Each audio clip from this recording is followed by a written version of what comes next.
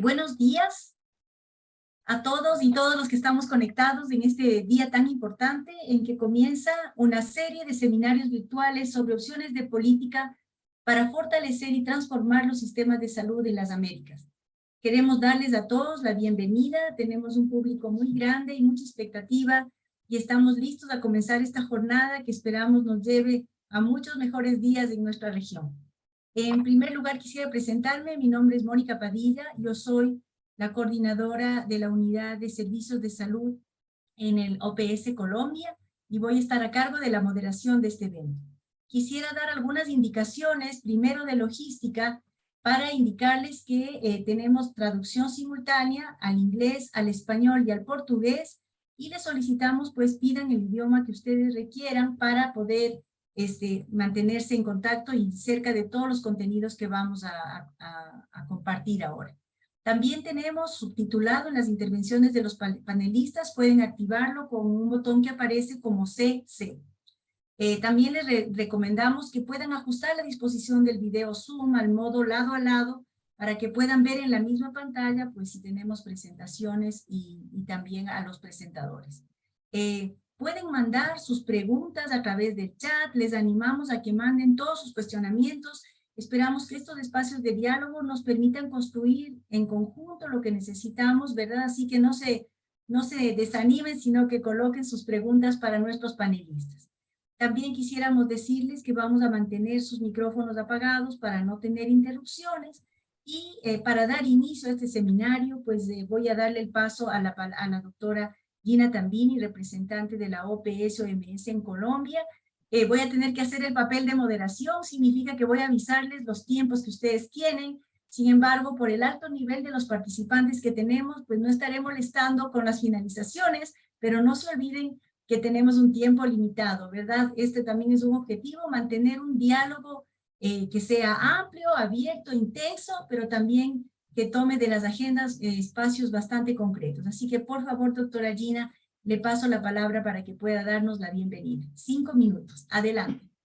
Buenos días, Mónica. Muchas gracias.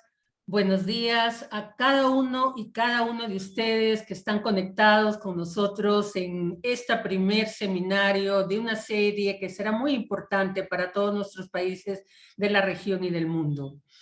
Un saludo muy especial a la honorable ministra de Salud y Protección Social de Colombia, la doctora Carolina Corcho, a la honorable ministra de Salud de Chile, doctora María Begona Yarza Sáez, que la vemos ahí conectada también con otra colega del ministerio.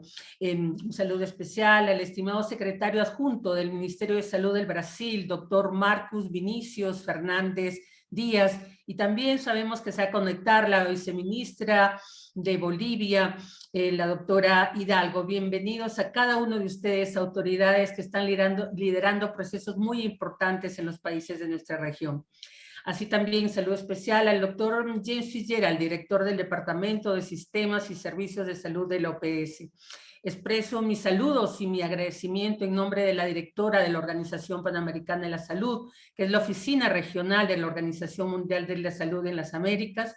Les agradecemos su participación en este importante seminario de hoy. Sin duda, sus presentaciones de los panelistas y también las intervenciones que podrán hacer y sus preguntas brindarán información valiosa relacionada con los desafíos que enfrentan los sistemas de salud y a la implementación de estrategias para lograr sistemas de salud resilientes que contribuyan al logro de la salud universal en la región de las Américas. La pandemia de la COVID-19 ha tenido un impacto considerable en la salud, la vida, las condiciones para el desarrollo de los países de la región de las Américas y del mundo.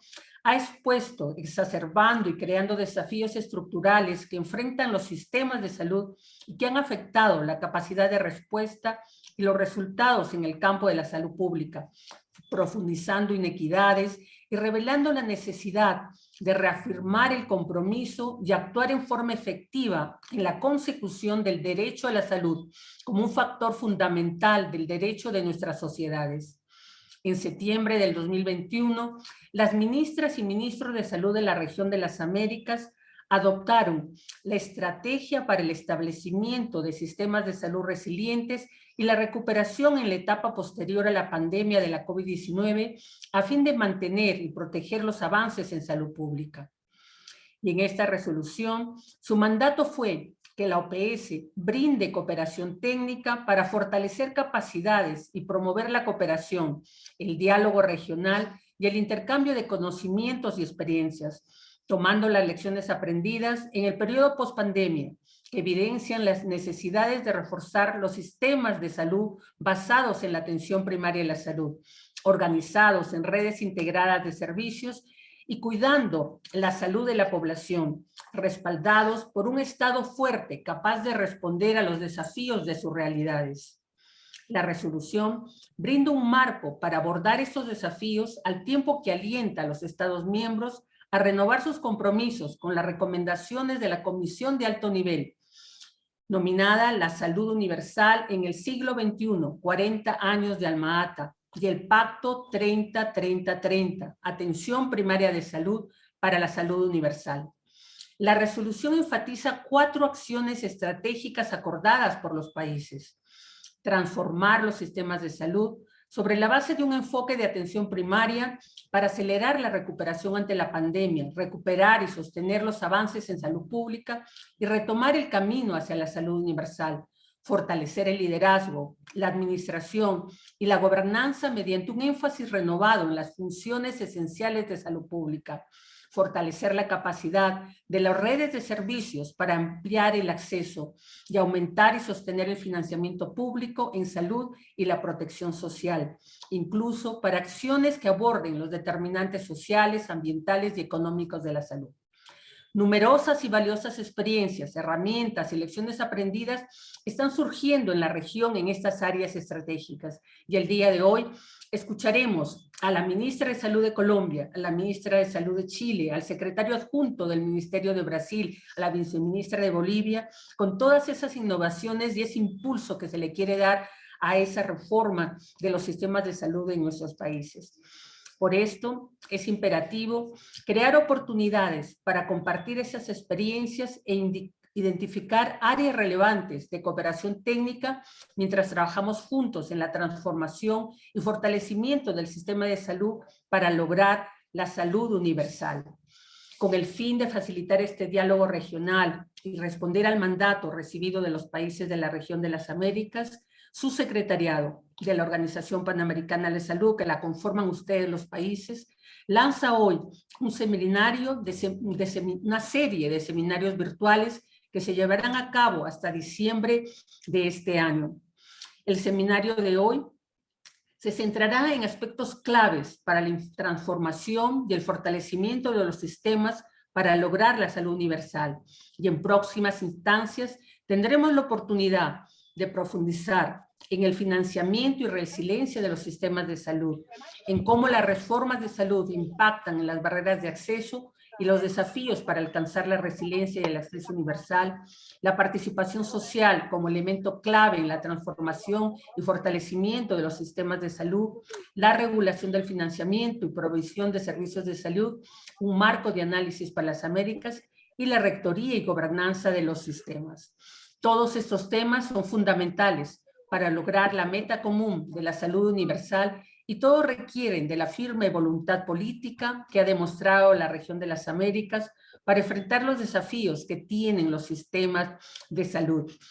Les comento que se han registrado 1.920 personas y tenemos ahora también ya conectadas en este espacio cerca de 500.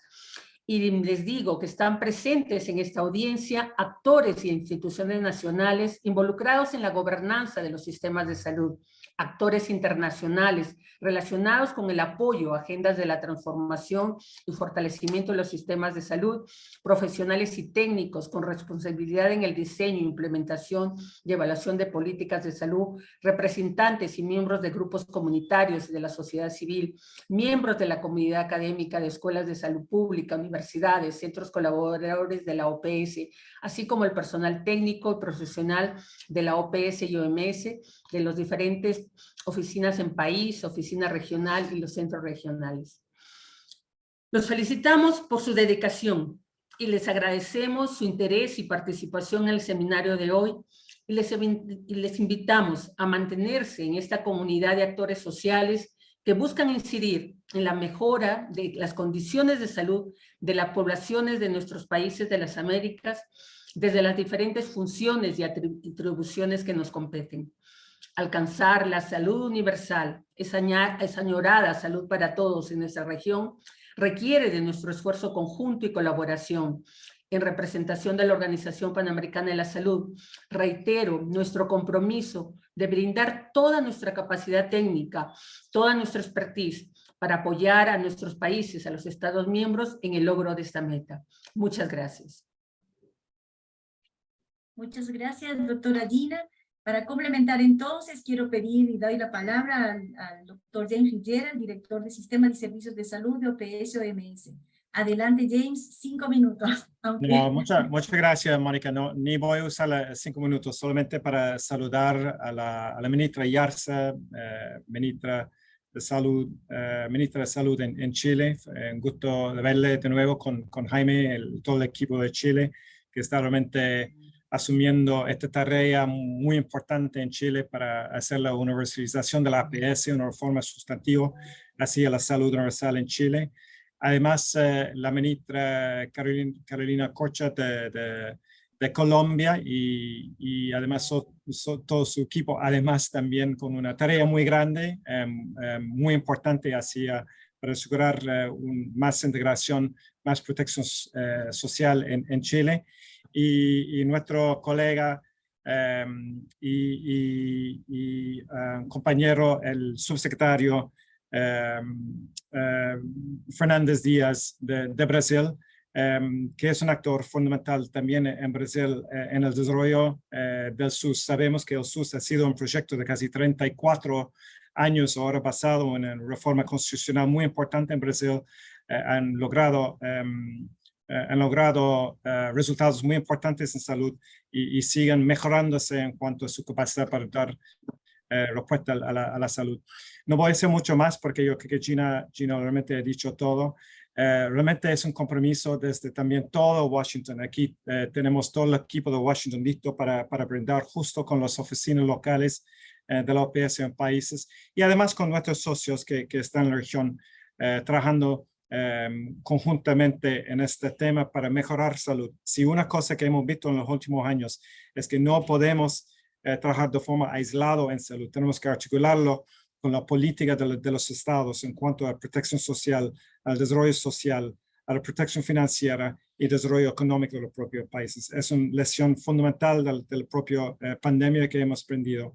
Y es por esto, dentro de Naciones Unidas, con ECLAC, con los otros socios y con otros expertos y redes de conocimiento que tenemos en la región, vamos a brindar un esfuerzo muy grande para acompañar a los países, muchos países en este proceso de reforma sustantiva en este momento. Bueno, de eso, realmente con esto quedo para ti, Mónica. Muchas gracias y mucha suerte en las deliberaciones. Muchas gracias. Muchas gracias, James. Estamos listos para comenzar entonces con nuestro panel. Aquí estamos contando entonces con tres representaciones. Comenzaremos con la doctora Yarza, nuestra ministra de Salud de Chile. Continuaremos con la doctora Corcho, ministra de Salud de Colombia. Y luego tendremos al doctor Marco Vinicius Fernández, que nos acompañará en la presentación, en la participación. Solicito, por favor, a la ministra Begoña Yarza, participar y con la presentación de Chile. Estamos atentos, señora ministra, tenemos 8 minutos, solamente voy a cumplir con decir el tiempo antes, pero por favor, adelante, diríjase por favor a nuestra comunidad que está aquí reunida. Adelante. Bueno, muchísimas gracias por la invitación.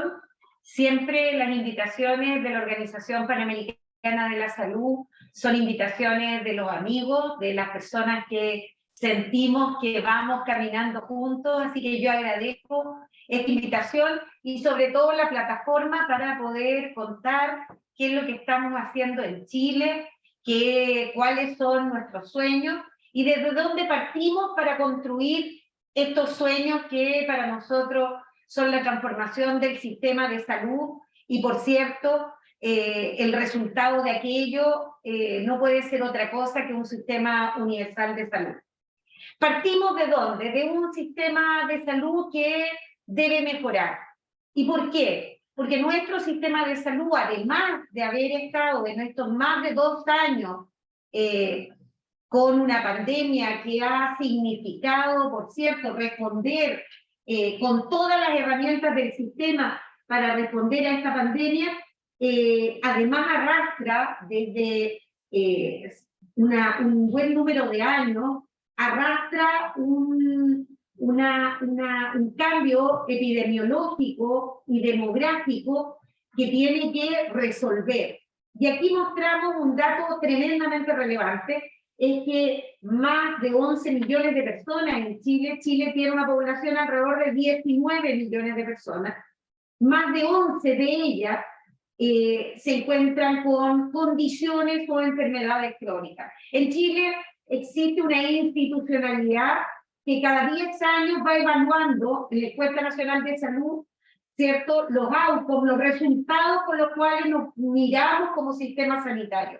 Y lo que ha ido ocurriendo desde el punto de vista de estos resultados es que lo que nos ha ocurrido, dado el cambio demográfico y el epidemiológico, y el cambio en algunas conductas, es que hemos ido incorporando cada vez más personas a esta población de riesgo de condiciones y enfermedades crónicas, pero que a su vez esto ha ido aumentando en el tiempo, lo mostramos allí en la Encuesta Nacional de Salud del 2010, comparada con la del 2017. O sea, no solo tenemos la pandemia, sino que también tenemos esta pandemia de condiciones y enfermedades crónicas y con una población envejecida que representa alrededor del 12% de la población de personas mayores de 65 años. Quiero decirles que uno también separa en Chile desde el sistema de salud que tenemos y al igual que muchos países de América Latina, ¿cierto?, nosotros también portamos 2 elementos significativos que describen a nuestro sistema sanitario. Desde el financiamiento, un sistema segmentado, un sistema que divide a la población de acuerdo a sus riesgos y de acuerdo a su carga de enfermedad. Y por otro lado, la provisión de servicios, una de las grandes funciones que tiene el sistema sanitario, fragmentada. ¿Qué quiere decir aquello? Que tenemos, ¿cierto?, provisión de servicios privada, provisión de servicios públicos, provisión de servicios de las Fuerzas Armadas, provisión de servicios de las leyes vinculadas a enfermedades profesionales o accidentes laborales. Por tanto, el diagnóstico es que efectivamente desde el punto de vista del financiamiento, la cartera del financiamiento del Fondo Nacional de Salud Pública tiene a la población con mayor riesgo, tiene 3 veces más riesgo la población adulta que está en el FONASA que la que se encuentra en la ISAPRE. Si uno lo mira desde el comportamiento demográfico, en esta población nos encontramos con la población con más años, los adultos mayores de 65, y aquella población menor de 4 años, aquella que tiene efectivamente más riesgo. Por otro lado, la población que está vinculada a la ISAPRE, que representa 3.300.000 personas, versus los 15.200.000 que se encuentran en el FONASA, ¿cierto?, tienen 3 veces menos, el gasto que tiene el FONASA es 3 veces menos gasto que lo que tiene la ISAPRE. Vale decir que en la ISAPRE tenemos la población más joven, la con menor riesgo y en la que su gasto per cápita es mayor. O sea que tenemos un sistema segmentado, pero que en la segmentación lo que contribuye es a generar desigualdades en salud. Hay salud para ricos y hay salud para pobres. Acá 2 ejemplos que nos permiten mirar cómo es este comportamiento. Uno, en cobertura efectiva de problemas de salud como diabetes y depresión, que son muy prevalentes en la población en Chile. Diabetes el 12,7% de la población y depresión alrededor del 5%. y vemos cómo la cobertura efectiva para aquellos que pertenecen al FONASA versus a la ISAPRE, el FONASA, la cobertura efectiva es menor. Y en el caso de los usos de los servicios, también dividido por el uso de servicios de las personas que pertenecen al FONASA y a la ISAPRE, tanto en el acceso a especialidades como atención dental, es claramente la diferencia en que ese acceso también se distribuye más para la población en menos riesgo y la más rica, y menos para la población con mayor riesgo. Ahora, no solo es en el acceso y en la cobertura, sino que también las diferencias son en los resultados sanitarios. Y cuando uno mira desde el punto de vista de los resultados sanitarios vinculados a las condiciones socioeconómicas y por tanto la vinculación al seguro público o al seguro privado, lo que vemos es que se observa una tremenda brecha en mortalidad infantil, que es un dato que describe al sistema sanitario su capacidad de cerrar brechas de inequidad en que las comunas más ricas, ¿cierto?, tienen mucho mejor resultado en mortalidad infantil que las más pobres. Solo decir que Chile tiene un promedio de 5,7 y que aquellas comunas más pobres pueden tener 2 veces esa mortalidad infantil que el promedio de Chile. Lo que nos gusta mirar los sistemas sanitarios, sabemos que detrás de los promedios lo que existen son desigualdades. Pero enfrentados también al tema de la pandemia, nuevamente se expresan las desigualdades sociales en salud, y en Chile, en particular, nuestro desempeño, si nos comparamos con países de altos ingresos, ¿cierto?, nos ubicamos en el tercer puesto con mayor exceso de mortalidad.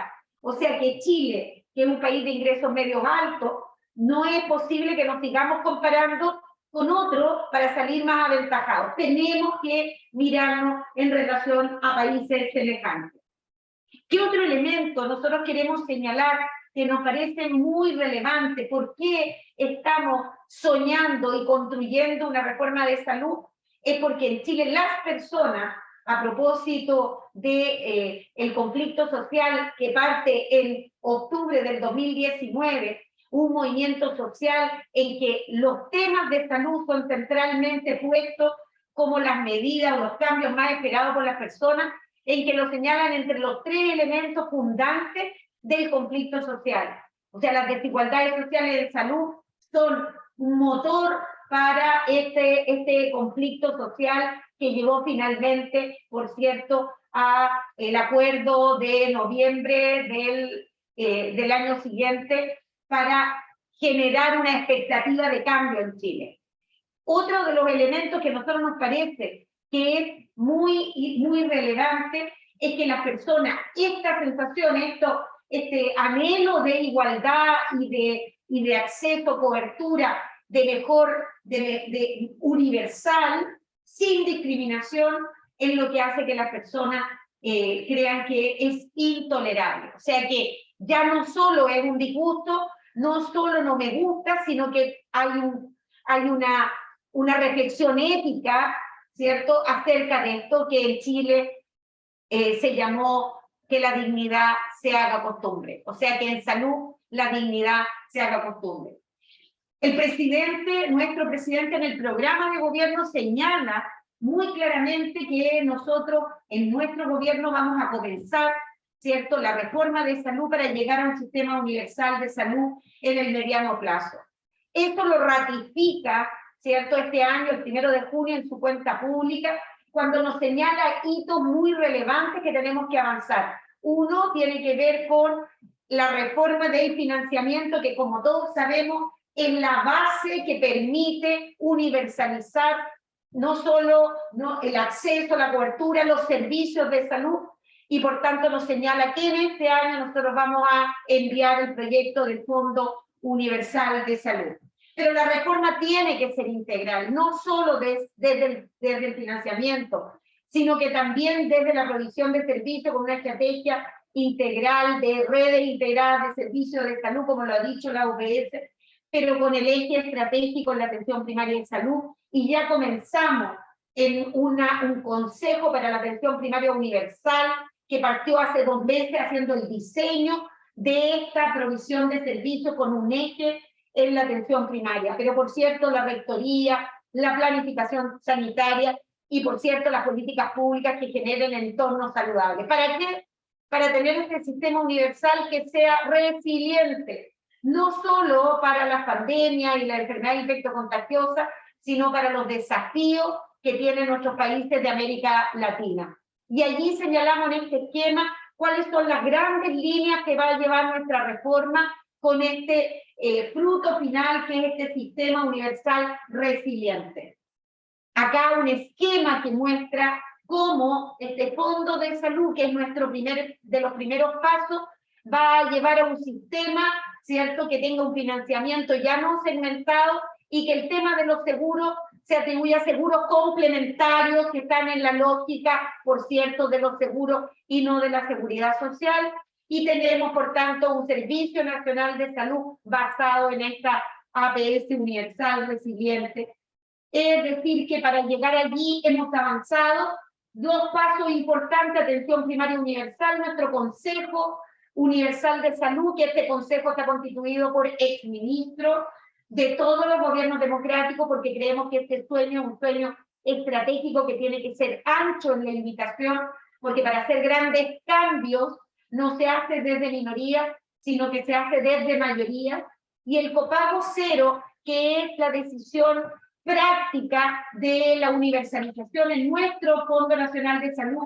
Existía copago en la atención, y ese copago nosotros hace 3 semanas tomamos la decisión de que a partir del 1 de septiembre, vale decir a unos días más, nunca más en Chile un ciudadano que esté en el Fondo Nacional de Salud va a pagar un copago, y eso significa que el acceso no tiene barrera financiera para el acceso a la salud en Chile. Y solo termino con esto, que el desafío de la reforma, uno debe pararse no solo en el conocimiento universal, no solo en la mejor evidencia posible, sino que se para desde la historia propia de nuestros países, y el ejemplo de la reforma de salud del año 52, que fue llevada a cabo por el senador entonces socialista, doctor Salvador Allende, y el senador conservador, doctor Eduardo Cruzco, que muestra que estos grandes desafíos tienen que ser desafíos amplios, sostenidos en grandes alianzas que transformen y sean sostenibles en el tiempo. Muchas gracias.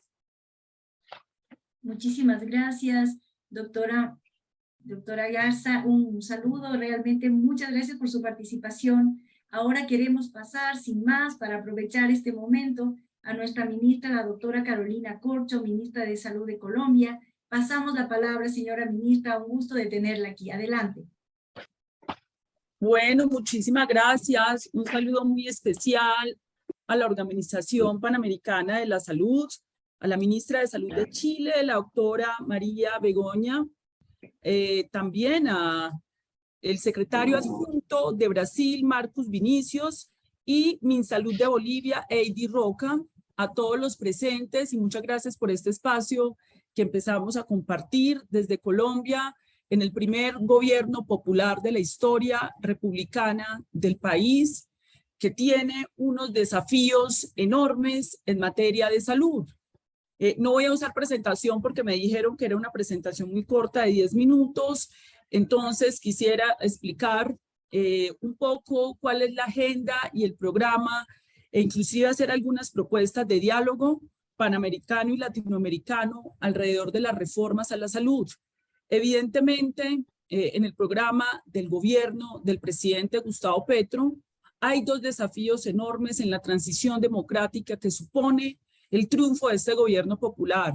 El uno es completar la transición democrática del proceso de paz en Colombia, que termina con el cumplimiento de los acuerdos de La Habana con la exguerrilla FARC-EP y el inicio del proceso de paz y diálogo con la guerrilla ELN, y un proceso, digamos, ya de sometimiento con grupos armados ilegales ligados al narcotráfico y a las disidencias.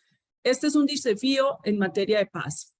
Pero el segundo desafío y reto de la transición que supone el gobierno tiene que ver con la superación del neoliberalismo y esto tiene que ver con las políticas públicas de negación de los derechos fundamentales, donde los derechos fundamentales se convirtieron en negocios por la vía de privatizaciones que se hicieron en Colombia. Ahí las reformas centrales son las reformas a lo que se denomina en Colombia la Ley 100 de 1993, que tiene que ver con la reforma pensional, la reforma laboral y la reforma a la salud, siendo esta prioritaria para el gobierno en su primer año, siendo una de las reformas sociales más importantes que impulsaremos con el gobierno de Gustavo Petro y Francia Márquez en el Congreso de la República desde febrero del próximo año. Esta reforma a la salud no solamente es una iniciativa del gobierno, sino que es una iniciativa de los movimientos sociales, de la sociedad civil, de la intelectualidad democrática del país, que llevamos muchos años estudiando y pensando alternativas para replantear un sistema de salud que tiene muchas dificultades y cuya venta internacional se ha fundamentado en el propagandismo y en realidades que no corresponden. Lo primero que hay que decir es que Colombia, como se ha dicho, no tiene un sistema de seguros privados. La EPS es la figura que se planteó, que sería un seguro privado en la reforma de la Ley 100 en 1993. Esto fue un supuesto teórico que no fue verdad, dado que la financiación del sistema de salud colombiano es una financiación completamente pública, dada por los aportes de las cotizaciones de los trabajadores, por la parafiscalidad y los aportes del presupuesto general de la nación de los colombianos, dado por la fiscalidad. Estos recursos fueron entregados a 200 administradores en un principio para que administraran estos recursos y pudieran contratar clínicas y hospitales. Este arreglo institucional resultó en un caos enorme, ya que estos 200 administradores intermediarios que se proyectaban como seguros privados, pero que finalmente no lo fueron, se han liquidado más de 150, ya llevamos 32, y en los procesos de liquidación han dejado billonarias deudas con las clínicas y los hospitales, sin pagos a los trabajadores, porque nunca tuvieron mecanismos de reservas técnicas, nunca existieron mecanismos de reaseguros, produciendo, digamos, un vacío atroz de recursos públicos de los colombianos, de platas que debieron ser destinadas para el cuidado de la vida en Colombia, para la garantía del derecho fundamental a la salud, y que se perdieron para siempre porque no hay rastro dentro de los sistemas de información del Estado de cuáles fueron las transacciones que estos intermediarios hicieron con clínicas y hospitales. Y esto es una situación muy grave que ocurrió en estos 30 años en Colombia,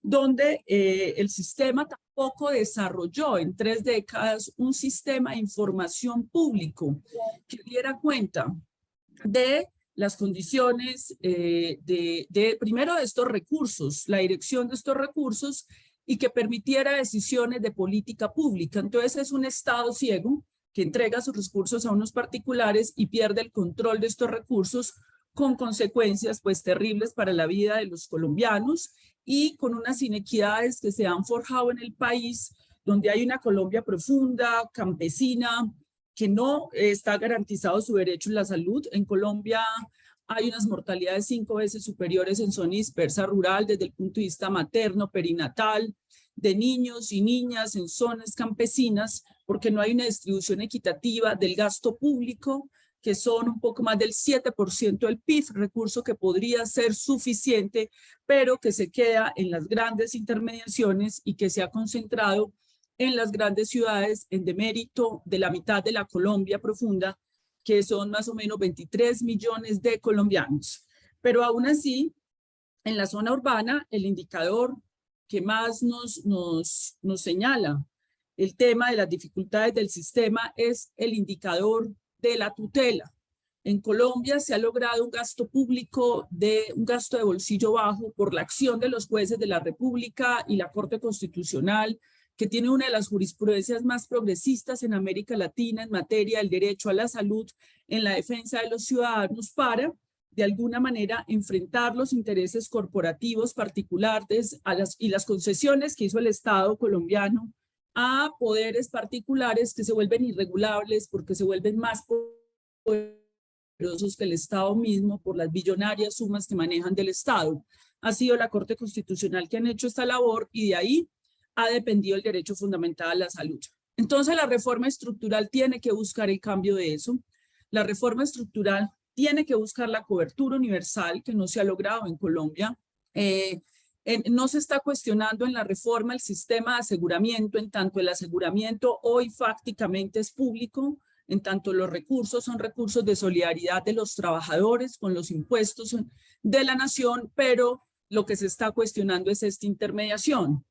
En ese sentido ya hay un fondo público del Estado que recoge todos esos recursos. La reforma lo que pretende es que estos recursos lleguen directamente a las redes integradas e integrales de servicios de salud pública privadas, y la reforma pretende dar un vuelco al sistema hacia la atención primaria en salud. Eso supone que la correlación hoy de recursos del sistema destinados a atención primaria en salud son el 10 para la atención primaria en salud, la salud pública y el subsidio a la oferta de hospitales públicos, y el 90 para el aseguramiento en salud, que denominaríamos, para ser más preciso, la afiliación individual a la intermediación, la afiliación que hacen los ciudadanos al Estado a través de la intermediación. La vocación, para que hablemos de atención primaria en salud, los recursos del Estado tienen que ponerse en la atención primaria en salud. Creemos nosotros que al final tiene que ser 30-70. 30% de recursos para la salud pública y 70% para el aseguramiento social en el nuevo sistema de salud que estamos proponiendo. También dentro de la reforma se tiene que proponer una política de laboralización y formalización.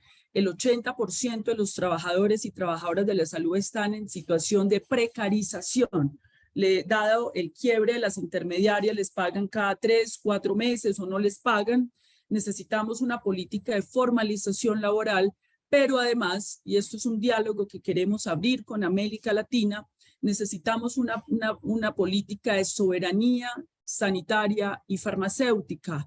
Recientemente tuvimos que enfrentar una dificultad frente a la compra de la vacuna de la viruela símica, donde desde nuestro gobierno expresamos toda nuestra intención bajo el principio de precaución y el cuidado de la vida y la protección de nuestra población para comprar a un laboratorio monopólico. Sin embargo, el laboratorio nos aplicó una cláusula de indemnidad bastante excesiva, a nuestro juicio, más excesivas que las del COVID, donde nos obligan a pagarle a la farmacéutica todos los errores, daños y financiar prácticamente todo el tema. Finalmente no pudimos acceder al contrato porque la firma del contrato implicaba romper el orden legal y constitucional de nuestro país, incurrir casi que en un prevaricato. Entonces, en ese sentido, la preocupación y la reflexión es que no puede ser posible que cuando tenemos necesidades para la vida se condicione a los estados, se condicione su soberanía, su orden legal y constitucional para acceder a tecnologías, para acceder a medicamentos, y yo creo que sí deberíamos reflexionar como región para en el mediano y largo plazo empezar a construir una soberanía de vacunas, de producción de vacunas, que compren nuestros propios sistemas de salud para autoabastecimiento de nuestros propios sistemas de salud, pero también establecer acuerdos multilaterales para que no se melle la soberanía de nuestros estados en situaciones donde se debe garantizar es el derecho a la vida y donde, por supuesto, tendríamos que tener las posibilidades para acceder y para comprar los medicamentos y las tecnologías para la protección de la vida de nuestros pueblos. Yo dejo esta reflexión aquí. Por supuesto, expresamos nuestra intención de seguir abiertos a la consecución de las vacunas, pero queremos dejar esta reflexión para la región latinoamericana. Muchas gracias. Muchísimas gracias, señora ministra, por su presentación y sus reflexiones.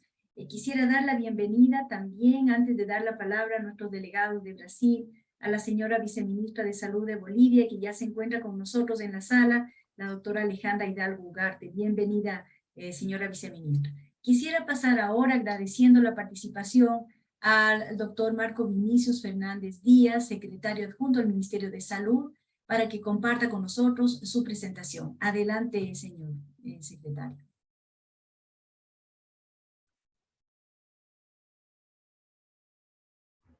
Gustaría de saludar los compañeros de OPAS, de modo especial a los compañeros de Sudamérica. Desde luego pido perdona para hablar en portugués y alejar mi portuñol. Entonces, muito obrigado por esse convite, pela oportunidade. Muchas gracias por la invitación, por la oportunidad de hablar con todos sobre experiencia del sistema de salud en Brasil.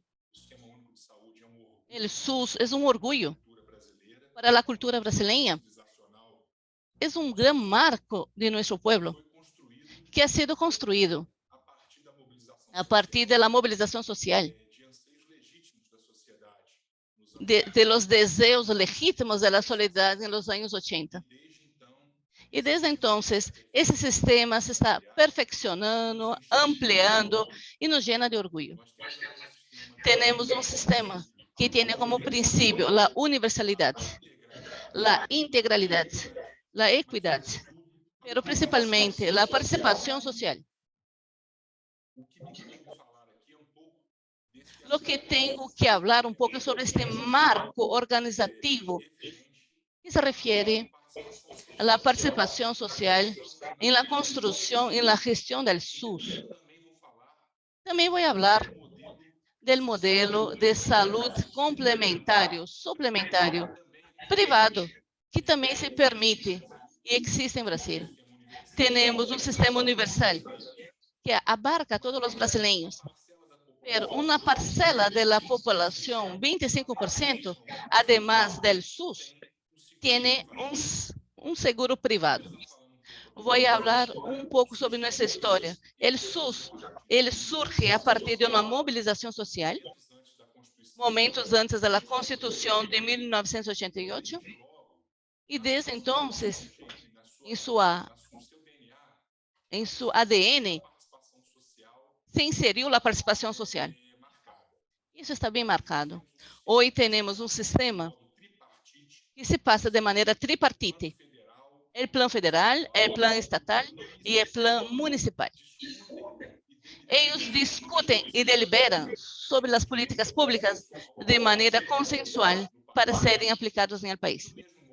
E da mesma maneira, temos os conselhos federais, o plano nacional, plano estatal e municipal de saúde, onde temos a participação da sociedade civil, sejam prestadores, administradores locais, pero principalmente 50% da composição desses conselhos é feita por usuários do sistema.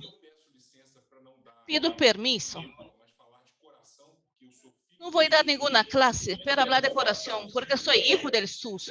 Toda a minha formação como médico e como gestora foi feita em este sistema. Temos desafios muito grandes. Pero a pandemia ensinou a importância de um sistema integral de saúde, principalmente em um país continental como o Brasil, que tem muitos desafios, desigualdades, uma população heterogênea, uma grande diversidade cultural. E o SUS ha sido um grande exemplo, não somente aqui para os países vecinos, para todo o mundo, que é um sistema público de saúde universal, é necessário ser oferecido à população. Hoje temos um grande desafio com relação à governança e também a participação popular para não somente ter a ajuda da sociedade civil em la formulação e fiscalização do sistema de saúde, mas também hoje estamos muito preocupados que essa preocupação civil também haga um acompanhamento dos resultados clínicos. E isto é um passo que vai mais allá, é um plus. À medida que o usuário começa a ter a informação e também a qualidade do serviço que é oferecido. Hoje estamos fazendo em cardiologia, por exemplo, um programa que qualifica o serviço de acordo com seu desempenho, não somente quantitativo, mas também qualitativo.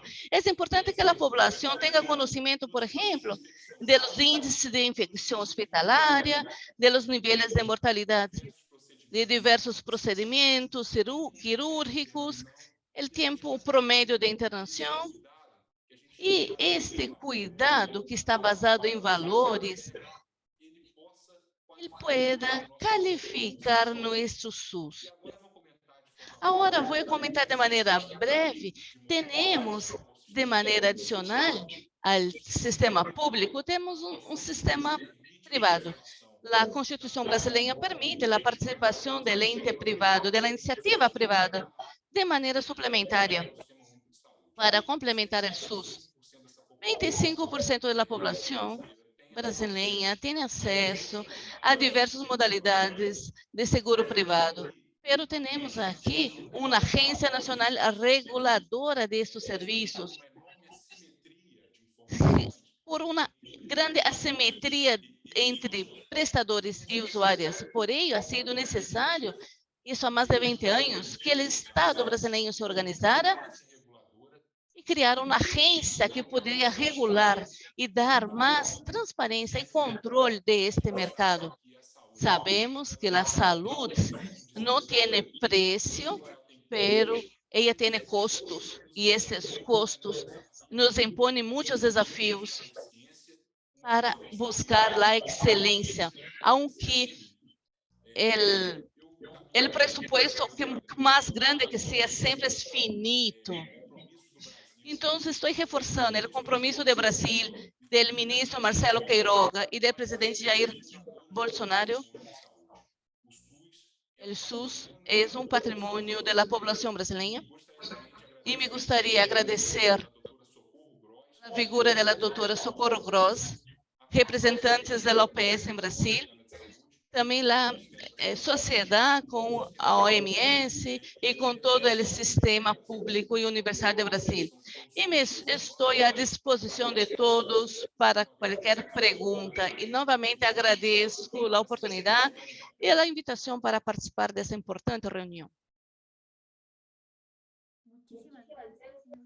Señor secretario, agradecemos muchísimo la participación de nuestros panelistas y saludamos a la viceministra de Salud de Bolivia, pero por problemas de conexión ella no podrá participar. Sin embargo, logró conectarse un momentito. Vamos a continuar entonces con nuestra agenda y aquí vendríamos a algunas preguntas.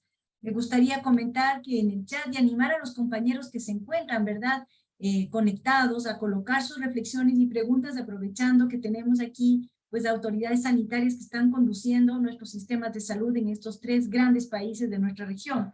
Tenemos varias preguntas, ¿verdad?, asociadas a diferentes temáticas. Una de estas coloca el punto de cuál es el debate de las fuentes de financiamiento. Las fuentes de financiamiento con que cuentan y el impacto de la pandemia, ¿verdad?, en este retroceso que hemos tenido después en nuestra economía, ¿no? 10 años según la CEPAL. La pregunta es, ¿cuál es ese debate de las fuentes de financiamiento y cómo tratar de abordar esta combinación de fuentes que se requiere para poder mantener los sistemas? Voy a dar un resumen un poquito de lo que tenemos y luego pedirles un comentario a cada uno de nuestros participantes. El uno es el tema de fuentes de financiamiento y esta relación de estas fuentes de financiamientos con los planes de beneficios, ¿verdad? La pregunta irá directamente para la doctora, la ministra de Chile. ¿Cómo se mantendrá el plan de beneficios? ¿Si se ampliará? ¿Cuál será la forma, además, colocan aquí, de mantener la calidad de los servicios y las diferencias que a veces existen entre los sistemas públicos y privados? El otro punto que nos colocan los compañeros en el debate son cómo hacer con las poblaciones que están en transición, con la migración, con el impacto que se da alrededor de los sistemas de salud en su necesidad de responder a esta población nueva que aparece y que se traslada de un lugar a otro, dando ahí una dificultad a los sistemas para poder responder. Y un tercer punto que voy a colocar aquí es si es que al final de esta reunión podríamos definir algunas propuestas que orienten el trabajo conjunto. Así que tenemos un espectro de 3 grandes áreas. Yo quisiera pasar, por favor, a cada uno de nuestros panelistas para que pueda colocar su respuesta. Voy a usar el mismo orden que tuvimos y pasaré primero la palabra a nuestra ministra de Salud de Chile. Por favor, adelante, doctora Begoña.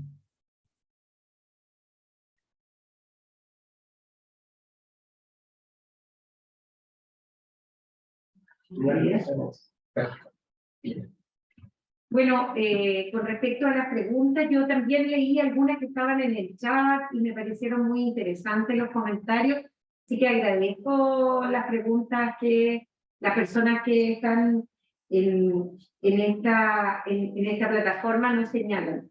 Bueno, la reforma de salud lo que pretende en el sistema de servicio, en la prestación de servicios, no solo es tener mejor cobertura y mejor acceso, sino yo comparto que tenemos que hacer un camino hacia la eficiencia del sistema sanitario.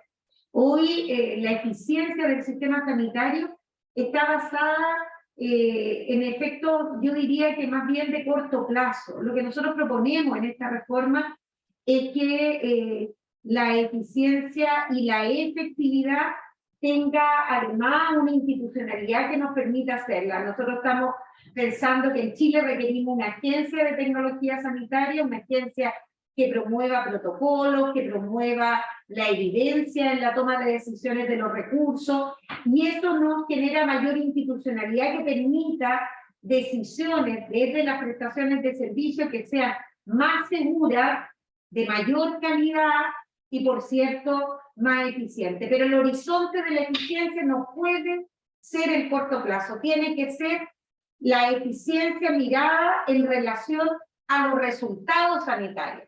Y yo creo que ahí, con una mirada mayor de eficiencia en los resultados sanitarios, hay muestra que los seguros universales son más eficientes, que hay más recursos para el sistema universal de salud. Ahora hay una línea que nosotros queremos poner centralmente en el proyecto, que es desde la APS universal y la provisión, que tiene que ver con una línea centrado en las personas y las comunidades.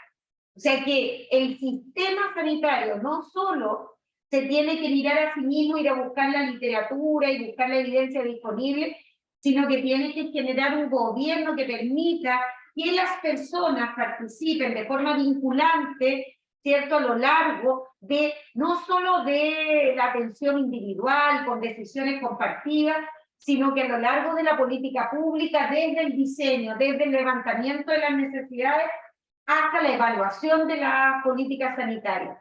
Si nosotros entendemos que la mirada de calidad de la atención es centralmente, ¿cierto?, poner a las personas y a las comunidades como centro de las decisiones, pero ellas tienen capacidad de hacer accountability, de exigir, de poner su opinión centralmente con una forma de participación vinculante. En nuestro programa aparece el Consejo Nacional como una estructura a nivel central, territorial y comunal que permita el ejercicio de las personas de la exigencia de que las políticas públicas estén centradas en sus necesidades, expectativas, ¿cierto? Y no estén solo diseñadas, no es suficiente la mejor evidencia y la mirada más técnica, sino que tiene que ser mirada desde esta perspectiva de calidad más sistémica. Entonces, para nosotros esto es central. Y hay un principio de la reforma que no quiero dejar de decir, que tiene que ver con que toda la reforma, todo este tránsito y este camino, tiene como centro cuidar a las personas, a todas, a las personas que están en el seguro del Fondo Nacional, las personas que están en el seguro privado. O sea, en eso nuestro gobierno tiene un principio que tiene que recorrer todo el tránsito de la reforma, que es cuidarla, que nadie pierda nada de lo que ha alcanzado, sino que esta reforma tiene que subir los estándares. Muchas gracias, doctora Begoña. Yo quisiera pasar ahora a la doctora Carolina. Como ustedes vieron en el chat ahorita, aparecieron múltiples preguntas para el grupo para Colombia, pero empecemos con este primer bloque, luego pasaremos a otro. Por favor, adelante, doctora Carolina. No.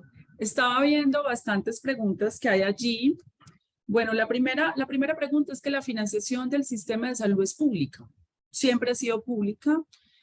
Nosotros tenemos una financiación de cotizaciones solidaria de aportes de los trabajadores y otra vía presupuesto general de la nación. En una reforma tributaria que se hizo en Colombia, Había un aporte de los empresarios, que es el trípode de la seguridad social, empresa, Estado, trabajadores, y se disminuyó el aporte de los empresarios y empleadores, pero la decisión que ha tomado el gobierno es continuar con la financiación del presupuesto general de la nación y de los aportes de los trabajadores. Luego, ninguna medida que tomemos en términos de la intermediación financiera y administrativa va a afectar la financiación.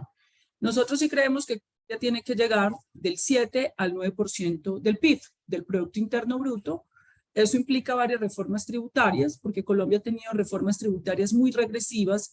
Justo en este momento está una reforma tributaria progresiva. Colombia es de los países de la OCDE que menos recaudo tienen y hay una evasión de impuestos enorme, inclusive avaladas por políticas públicas, exenciones de impuestos que en este momento se están replanteando, no continuar con exenciones de impuestos para poder obtener el recaudo para la financiación de las políticas sociales. Luego, la reforma no afecta a la financiación siempre ha sido pública. Ahora, frente al tema de las EPS, la realidad es la siguiente. En este momento hay 32. Nosotros recibimos el gobierno con 17 en proceso de liquidación. Es una realidad.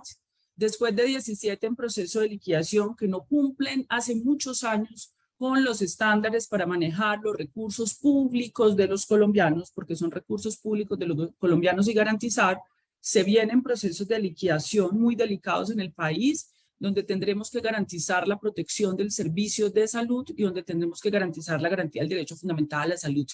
Frente a esas liquidaciones, usted tiene dos opciones. O usted se mira para otro lado y dice que no va a hacer nada, que va a dejar eso allí. Eso pasó durante muchos años en Colombia. Los indicadores mostraban que estas intermediarias no podían cumplir, o usted asume un cambio. Pero además de las que quedan, solo 5 cumplen, con unas características muy flexibles, inclusive de definiciones del Estado. Luego, el país va para un oligopolio, y los oligopolios no son buenas formas para garantizar los derechos fundamentales. Es por eso que ya vía llegar a un oligopolio, donde cada intermediaria maneja 10 millones de ciudadanos, eso ya no garantiza que sean buenas. Porque hay estudios muy claros en Colombia que muestran que cuando ya una intermediaria maneja, las intermediarias que son buenas son las que funcionan en las grandes ciudades, tienen pocos afiliados, le ligan seguros privados y complementarios allí, pero cuando ya no cumplen estas características ya no son buenas. Es por eso que tenemos que entrar en la reforma.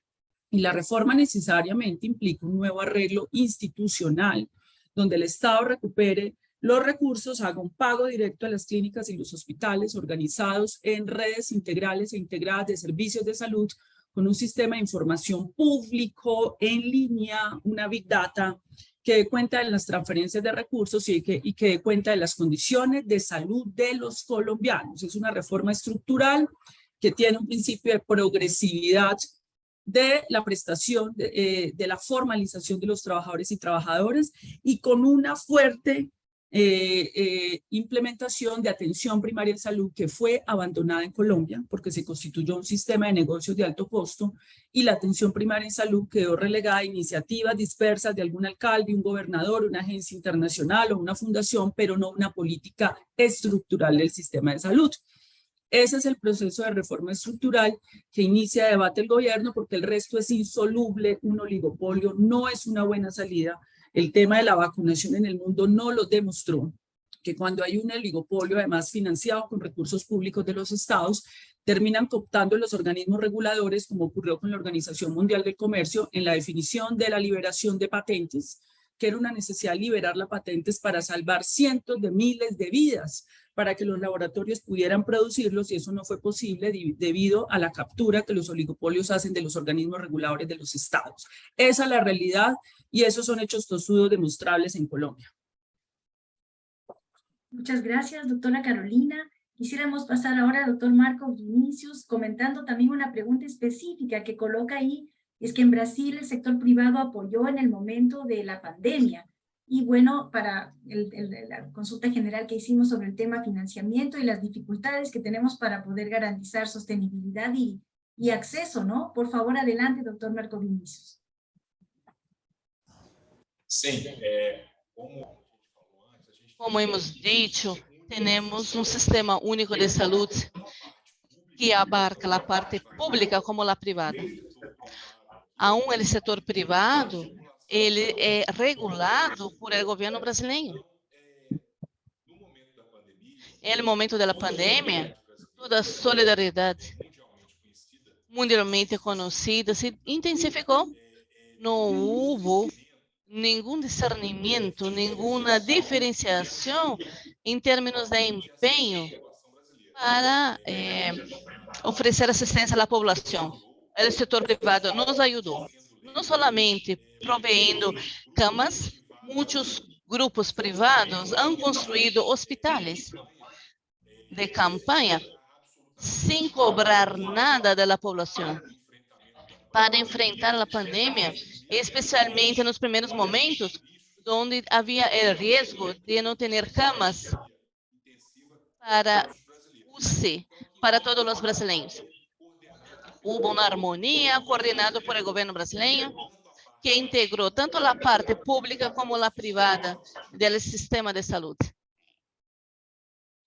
Muchísimas gracias, doctor Marcos Vinicius. Voy a comentar ahora, tenemos un conjunto de preguntas, como ustedes ven, ahorita tenemos pues como 50 y pico de preguntas que están apareciendo, y me gustaría comentar, hacer los siguientes cuestionamientos para los colegas que están, para nuestros panelistas, ¿verdad?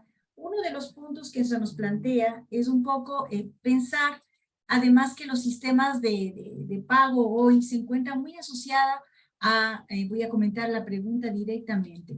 ¿Se visualiza alguna alternativa para minimizar el efecto perverso del financiamiento a la demanda de los servicios, que fomenta una mirada curativa en detrimento de un enfoque que mantenga la promoción de la salud? Esa es una de las preguntas que nos colocan. También nos plantean el tema del talento humano, del recurso humano. ¿Cómo vemos, verdad, la posibilidad de cubrir estas brechas de talento humano que tenemos en todos los países? Hay preguntas muy específicas sobre las estrategias utilizadas para poder garantizar ese acceso a través de profesionales, verdad, calificados en las zonas distantes. Entonces estamos con dos temas.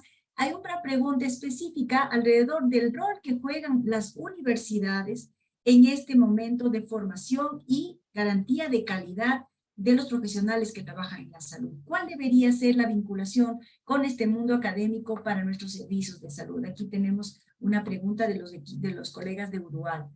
Quizás quisiera pasar a pedirles a ustedes reaccionar a estas preguntas. Ahí habían preguntas directas también para las diferentes ministras, ¿verdad?, sobre algunos asuntos. Me gustaría pasar sobre estos puntos y después de esa, solicitar a los ponentes hacer un comentario de cierre antes de llegar a nuestro final. Entonces, en este momento, por favor, pasaría nuevamente la palabra a la doctora Begoña para su primer comentario sobre estos puntos, y me imagino que ustedes miraron también las preguntas directas a ustedes. Por favor, adelante, doctora Begoña.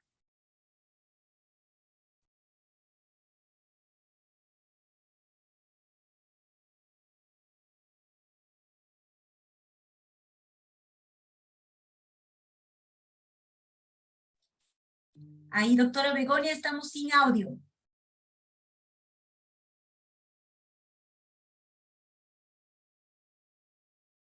Quisiera entonces pasar la palabra a la doctora Carolina. Por favor, adelante, doctora Carolina. Perdón, antes de cerrar, hay una pregunta donde se coloca cuáles son los principales desafíos para alcanzar esta soberanía farmacéutica a nivel de nuestra región. Así que son preguntas complicadas. Doctora Carolina, por favor. Bueno, muchas gracias. Pues nosotros hemos trabajado permanentemente con la academia. La academia ha estado involucrada en todas las discusiones, decisiones y el proceso del sistema de salud en Colombia, pero digamos que además de la academia y sobre todo la sociedad civil y los movimientos sociales. La sociedad civil y los movimientos sociales han sido, digamos, una punta de lanza en Colombia que finalmente terminan marcando, no solo en Colombia, yo creo que en el mundo entero, las agendas de transformación de políticas públicas no han sido asignadas por los partidos políticos ni los sectores académicos, sino los movimientos sociales. Eso lo demuestra la agenda medioambiental y la crisis climática, la agenda del feminismo y las equidades de género, que son agendas de los movimientos sociales y la sociedad civil. En el mismo caso colombiano, el derecho fundamental a la salud es una avanzada de la sociedad civil y el movimiento social en Colombia, al que se ha incorporado en la academia, pero son los que, digamos, ponen esa agenda con quienes nosotros permanentemente estamos en diálogo y en la conversación para poder hacer las transformaciones que requerimos. En cuanto al tema de la política farmacéutica, yo creo que eso es un desafío de todos los sistemas de salud del mundo, porque la presión tecnológica hace que los sistemas sean inviables financieramente por los altos costos que acarrean los sistemas.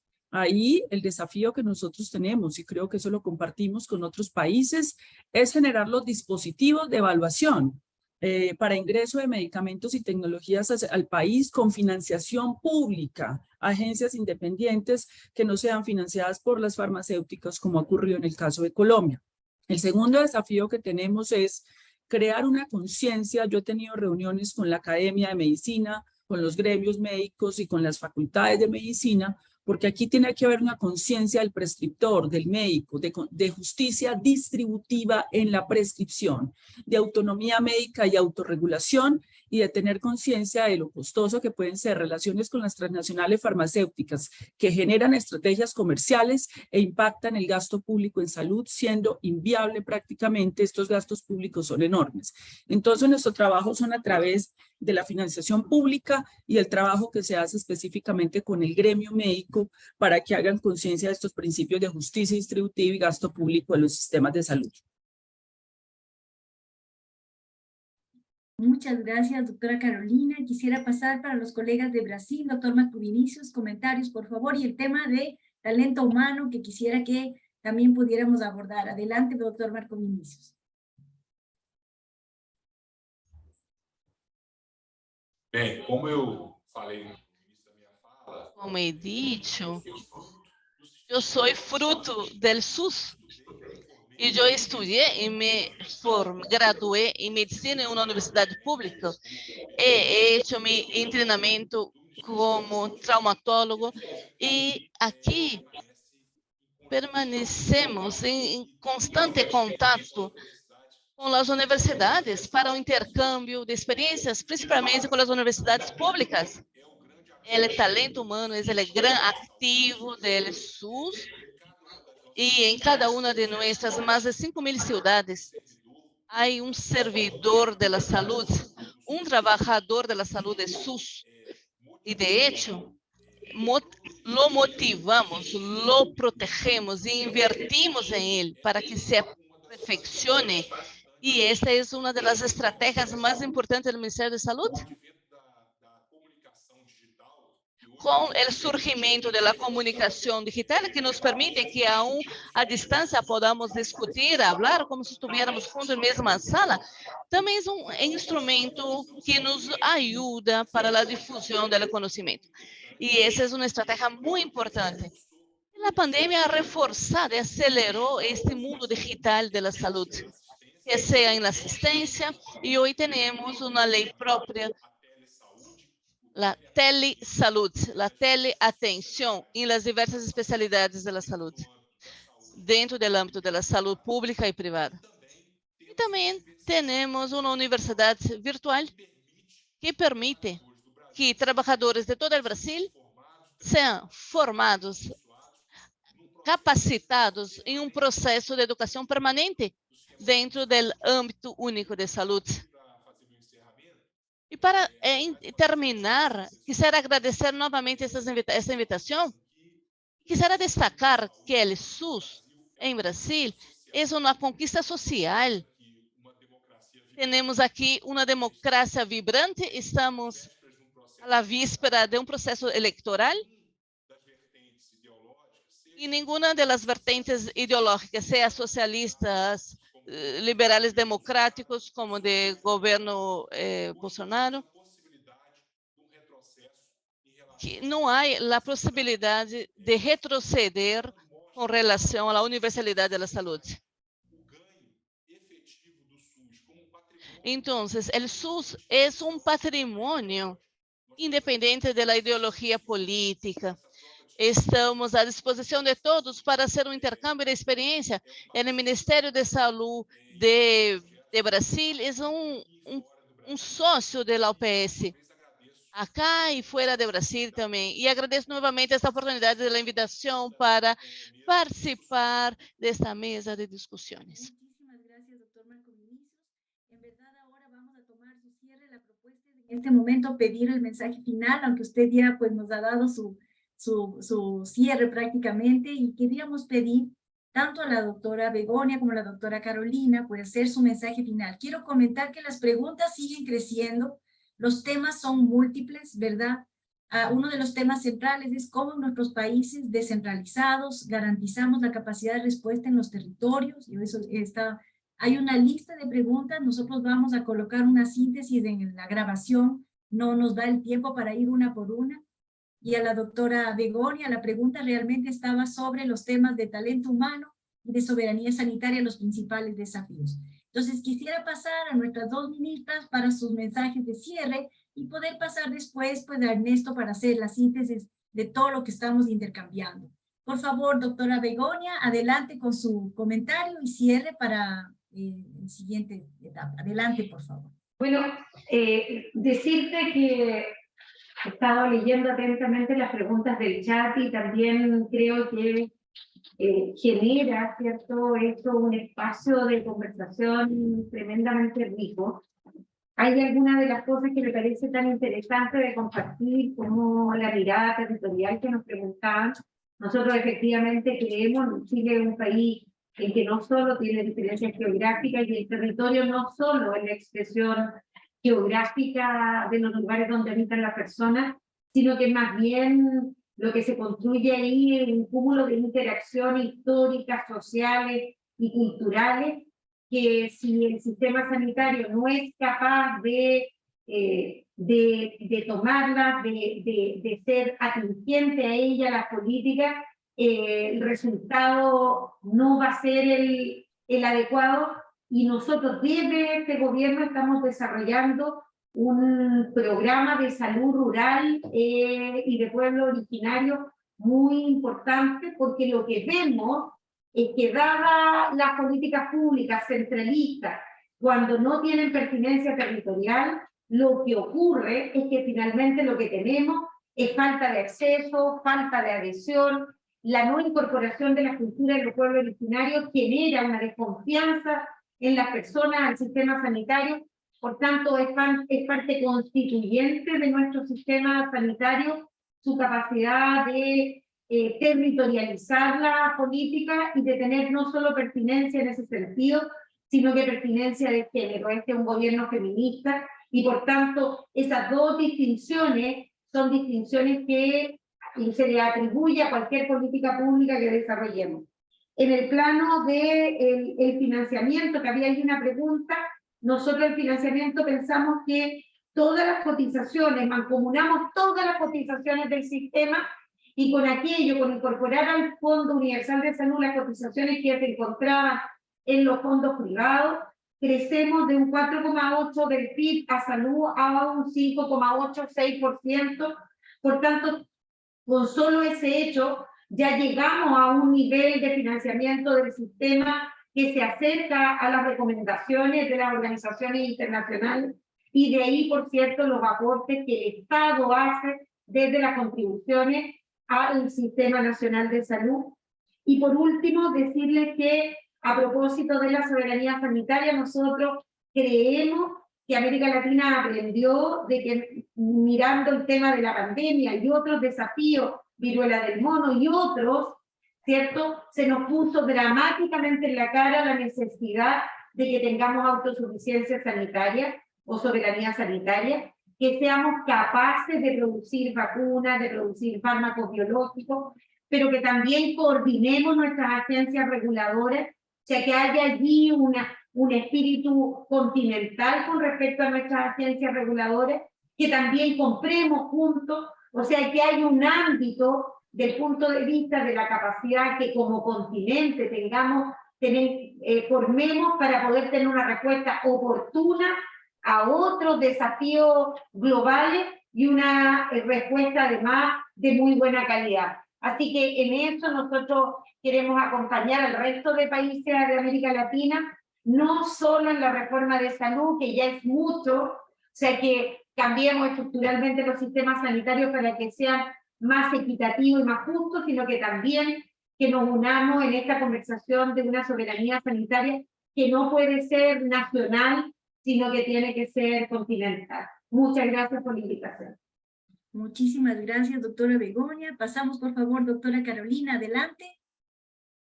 Bueno, muchas gracias. Voy a responder unas preguntas que hay aquí en el panel. Dice que se estableció que las EPS eran seguros privados. Sí, eso era la aspiración de la Ley 100, que las EPS fueran seguros privados. Un seguro privado en salud tiene dos características, la gestión del riesgo financiero y la gestión del riesgo en salud. La gestión del riesgo financiero tiene que ver con que si te liquidan, tiene que haber un mecanismo de reserva técnico, reaseguro, que respalde las deudas con las clínicas y hospitales. Eso no pasó, eso no fue realidad. Ya tenemos más de 150 liquidadas y las actuales que tienen liquidación no cumplen con ese sentido. Luego, no hubo capitalización tampoco. Luego, el grueso de los recursos de la financiación fue el Estado con la fiscalía y la parafiscalía, por tanto estamos frente a intermediarios administradores. Segundo, lo del gasto público en salud. El Sistema Nacional de Salud en Colombia tuvo una financiación previa a la Ley 100 del 3.5% del PIB. Actualmente es del 7%. Luego no son sistemas comparables, porque obviamente si tienes un gasto público tan bajo, no son comparables. El Sistema Nacional de Salud tampoco era Sistema Nacional de Salud porque tenía una fragmentación entre el Seguro Social, los hospitales públicos de caridad y los accesos privados. No es comparable, no era Sistema Nacional de Salud. Luego la reforma que se propone no tiene nada que ver con esto. Lo otro es sobre el tema de los oligopolios. Los oligopolios, pues el ejemplo central del tema de los oligopolios fue las transnacionales farmacéuticas. Cuando tú tienes un poder con recursos del Estado, ese poder, y en Colombia pasó, te coopta el Congreso de la República. En Colombia fue destituido un senador porque la EPS Saludco le pagaba para que votara políticas públicas. Entonces los oligopolios no son buenos para, y sobre todo para garantía de derechos fundamentales con recursos públicos. Otra pregunta que me hacen.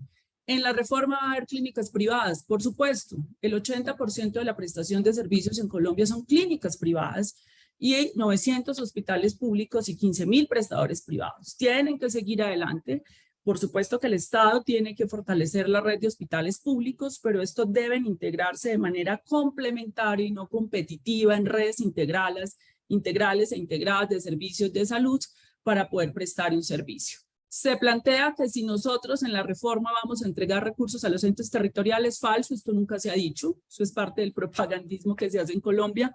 Aquí los recursos no se van a entregar ni a secretarías de salud, ni a alcaldías, ni a gobernaciones, solamente los recursos que por ley y constitución corresponden, que tienen que ver con los de prevención y promoción, pero lo que se está planteando es que ya hay un fondo público del Estado que maneja los recursos. Lo que se propende es porque haya un giro directo de estos recursos mediado por una auditoría a las redes integrales integradas de servicios de salud pública o privadas. Luego, la reforma no es estatizante.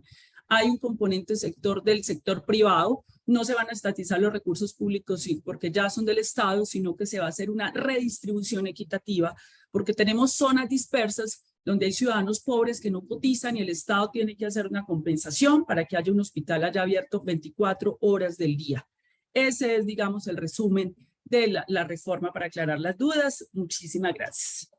Muchísimas gracias, doctora Carolina. Tenemos un conjunto de preguntas. Nos preguntan si va a quedar grabado. Va a quedar grabado, sí. Les hago una pequeña propaganda. El día 7, miércoles 7 de septiembre, pues tenemos nuestro segundo componente de diálogo y todos los que se han registrado estarán recibiendo la convocatoria para no perder esta serie de diálogos. Y ahora quisiera pasar al doctor Ernesto Bástolo, jefe interino de la Unidad de Servicios de Salud y Acceso y nuestro asesor en Gobernanza, Liderazgo y Política y Planificación, para que pueda hacer pues un resumen de esto que hemos tenido aquí, esta riqueza de intercambio. Adelante, Ernesto.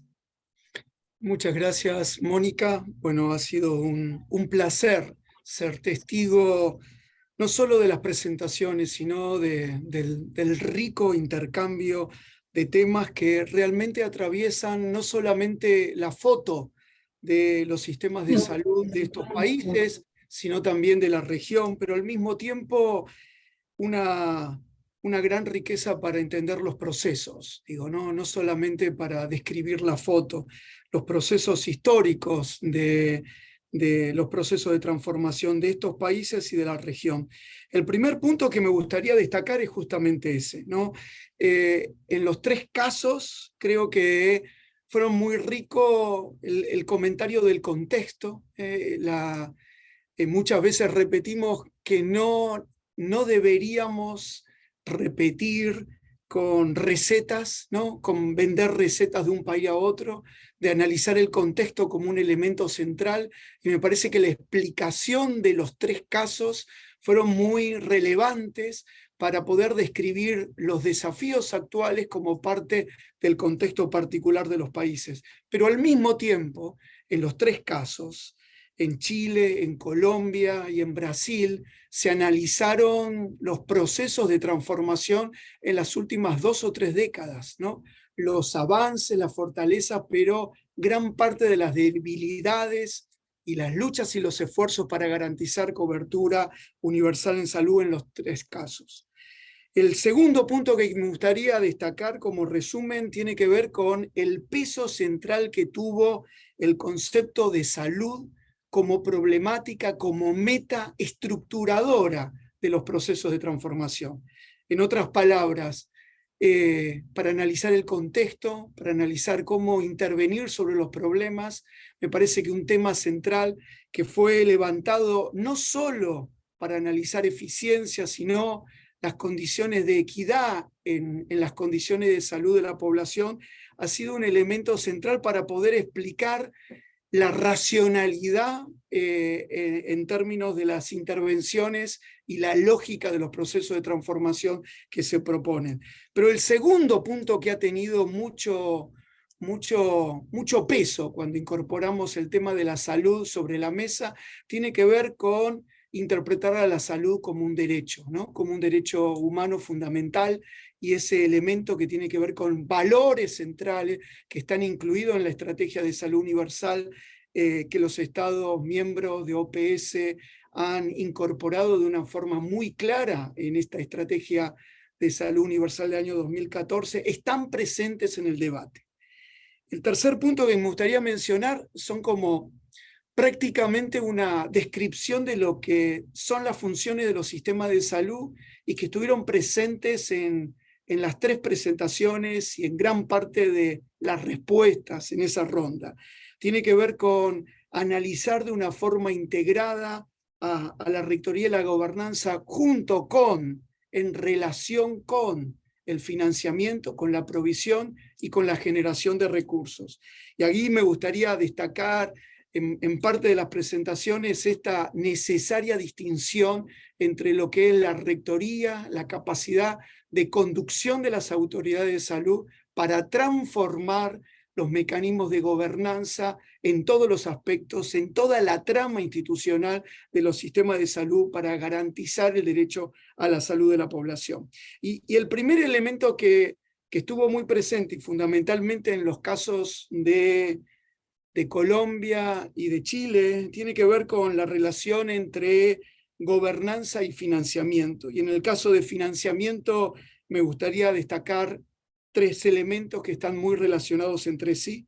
En primer lugar, la necesidad de aumentar el financiamiento público, y en muchos casos tiene que ver con no solo priorizar el financiamiento público como parte de toda la capacidad contributiva y fiscal que tienen los estados, sino incluso aumentar el financiamiento público a través de distintas fuentes, y uno de los cuales creo que ha sido expresado tanto en el caso de Chile como en el caso de Colombia, que tiene que ver con reformas tributarias que están detrás, que son soporte de esos procesos de transformación y que hacen posible la sustentabilidad no solo de una medida, sino de procesos de transformación.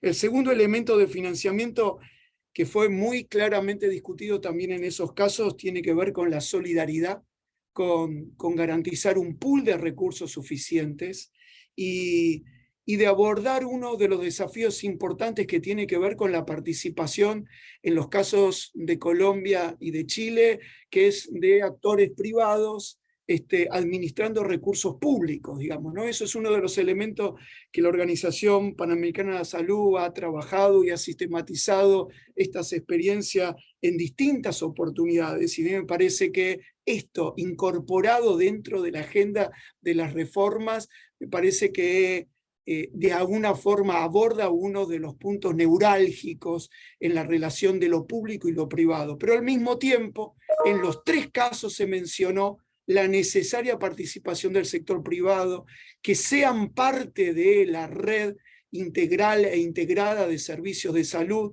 y como parte de esto, me parece que ha sido claro en los tres casos, tiene que ver con la el necesario fortalecimiento de la capacidad regulatoria del Estado sobre la participación del sector privado para garantizar el alineamiento de esa participación con los objetivos de política pública de garantizar el derecho a la salud de la población. El punto siguiente, que también estuvo presente en las tres presentaciones, tiene que ver con la relación de gobernanza y la provisión de los servicios en todos estos procesos. Y a mí me parece que hay una trilogía que estuvo subyacente no solo en las presentaciones, sino también en los debates, y que tiene que ver con la inequidad en el acceso, es decir, promover, hacer esfuerzos para la equidad en el acceso a los servicios de salud, y eso como un elemento central que está impactando sobre las inequidades en el estado de salud de la población. Y cuando hablábamos de inequidad de acceso, han sido muy claras las presentaciones en donde necesitamos estar reconociendo los distintos tipos de barreras de acceso como explicadas en cada uno de los contextos, no solamente nacionales, sino subnacionales, entendiendo los desafíos en términos de distintos grupos sociales, en la ruralidad, etc. Y yo decía trilogía porque es inequidad en el acceso, es estado de salud, pero el corazón de las tres presentaciones tiene que ver con reforzar el análisis de la perspectiva de atención primaria de la salud, como un tema central para transformar el modelo de atención y tener un abordaje territorial. El último punto, que parece como de texto, que se incorpora la relación entre gobernanza y la generación de recursos.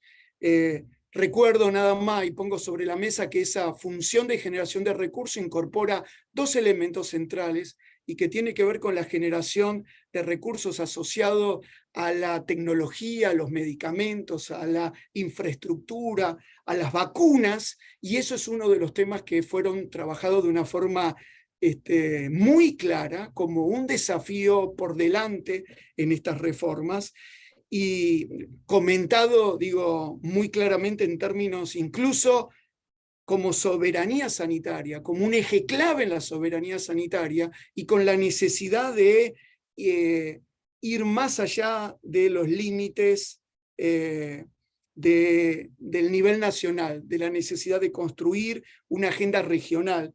Y en ese marco necesito mencionar que el año pasado los propios Estados miembros de la Organización Panamericana de la Salud adoptaron una estrategia para aumentar la capacidad productiva de la región para medicamentos y tecnologías sanitarias. Y en ese marco, la directora de OPS lanzó una plataforma regional relacionada sobre este tema, que tiene grandes proyectos y financiamientos, y que a través de esta plataforma se busca aumentar la capacidad productiva en vacunas, pero también en medicamentos y tecnologías sanitarias. Esta plataforma es en realidad un facilitador, un articulador de un proceso de cooperación que en este momento están participando gran parte de los países de la región, y me refiero a países como México, Brasil, Argentina, Estados Unidos, Cuba, Colombia, entre otros. A mí me parece que incorporar este elemento como parte de la salud global, como una condición indispensable, no solo para garantizar las condiciones de mejorar las condiciones de salud de la población a nivel nacional, sino pensarlos como una acción colectiva que requiere la cooperación de los distintos Estados miembros. Y otro de los elementos que también se ha discutido, y con esto termino, Mónica, tiene que ver con el peso indispensable, con el rol indispensable de las instituciones académicas, junto con los movimientos sociales, como no solamente como actores que, como planteaba la doctora Carolina Corcho, no solamente para garantizar una responsabilidad en su rol, por ejemplo, de prescripción en la relación con el caso de medicamentos para garantizar la equidad en el acceso, sino también la necesidad de incorporar a estos actores como aliados, como socios, como integrantes de una acción colectiva junto con los movimientos sociales para garantizar también la sostenibilidad política de estos procesos de transformación, la legitimidad de toda la digamos, de todos los desafíos en términos de economía política que requiere ir superando todas estas etapas. Bueno, traté de hacer una síntesis, Mónica, de las presentaciones y del debate. Tal vez algo me queda en el tintero, pero agradezco a todos los participantes de esto, como vos planteabas antes, simplemente el primer seminario de una serie de seminarios articulados sobre la transformación de los sistemas de salud. Gracias. Quiero agradecer muchísimo, colegas, a este encuentro maravilloso que hemos tenido. Como usamos, ¿no es cierto?, aquí en OPS Colombia, quisiéramos pedir a los colegas que puedan abrir sus cámaras para tratar de tomar una fotografía, ¿no?, que nos falta esta parte que hace tan bien de podernos ver directamente. Agradecer mucho la posibilidad de haber moderado este encuentro y listo para continuar. Los colegas nos han preguntado en el chat si necesitan inscribirse al siguiente. Pues nuestro equipo estará listo para mandarles las invitaciones para que podamos, ¿verdad?, contar con ustedes en el siguiente encuentro. Muchísimas gracias a nuestras autoridades, doctora Begonia, doctora Carolina, doctor Marcos Vinicius y el equipo, y a todo el equipo de Washington. Yo creo que ahí pues no estaba previsto más que yo cierre, pero quisiera pasarte, James, para poder hacer una despedida del grupo y cerrar. Por favor, adelante. No, muchas gracias, Mónica. No voy a decir mucho más. Mira, la riqueza de este análisis profunda, el interés del derecho a la salud en los países está muy claro. Yo creo que realmente felicitamos a Chile, a Colombia, a Brasil para exponerle así, para explicar un poco la complejidad de estos procesos, el interés de salud para todos. Vamos a seguir adelante desde aquí con todos los países de la región, avanzando en este debate porque está en el interés de todos los países y todas las personas, las familias y comunidades de la región de las Américas. Entonces, muchas gracias, Mónica. Muchas gracias, ministras, viceministros. Seguimos en contacto al respecto. Muchas gracias. Sí. Cerramos entonces. Muchas gracias a todos. Adoré la palabra espíritu continental. Me parece genial. Así que muchas gracias a todos y estamos cerrando. Que tengan un excelente resto del día. Gracias a todos. Muchas gracias a todos. Gracias. Chao. Gracias. Hasta la próxima. Muchas gracias. Doctora Carolina. Gracias. Gracias. Tuvimos 650 participantes. Muy bien. Excelente. Bueno, cierro entonces, Gina. Creo que quedó bien. Gracias. Muy Chao. bien, gracias.